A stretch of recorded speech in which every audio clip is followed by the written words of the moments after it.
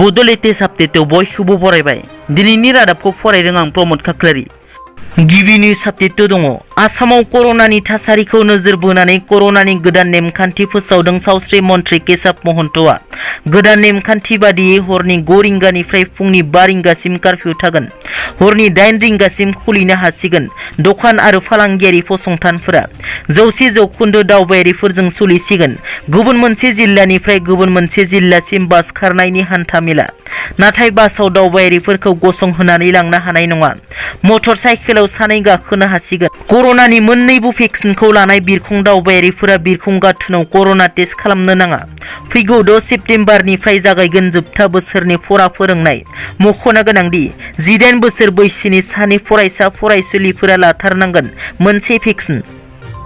नैथियाव दङ बिटिआर गोरोबथानि 6.3 दफा बादियै बिटिआर ओनसोलाव थानाय गंसे 122 सरकारि नङै गोजौ फरायसालिफोरखौ थाबैनो प्रभिन्सियेलाइज खालामनांगौ होनना आसाम सरकार आरो बिटिआर सरकारखौ खावलायदों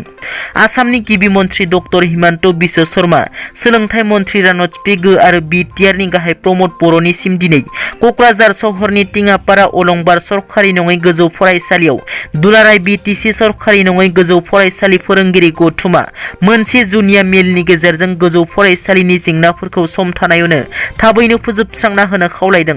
मख'नो गोनांदि दुलाराय बिटिसि ओनसोलाव सरकारि नङै गोजौ फरायसालियाव सा 1250 फोरोंगिरि दं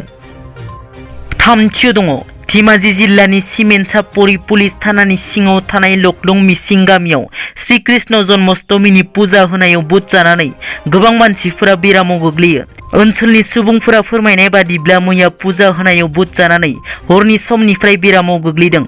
बे जाथायखौ खौरां मोननानै देकापाम पिएचसिनिफ्राय सुसिकान्त पायेंनि दैदेननाय हान्जाया बेरामाव गोग्लैनाय सुबुंफोरखौ फाहामथाय होगासिनो मख'नो गोनांदि बे जाथायनि सायाव नायबिजिरनाया सोलिगासिनो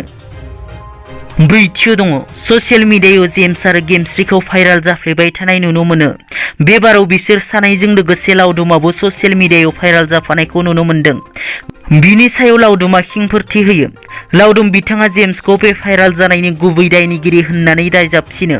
लोगोसे गाव गावनि बिसिजों गारलायनायनि उनावसो गेमस्रिखौ लोगो मोनदों होननानै बुङो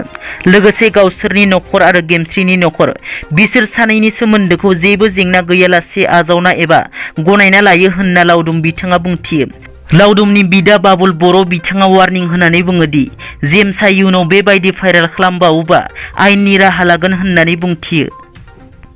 दिनैनि रादाबा एसेनोसै नोंथांमोना जुदि आंनि चेनेलखौ दासिमबो साबस्क्राइब खालामाखै अन्नानै साबस्क्राइब खालाम गोजोन्थों।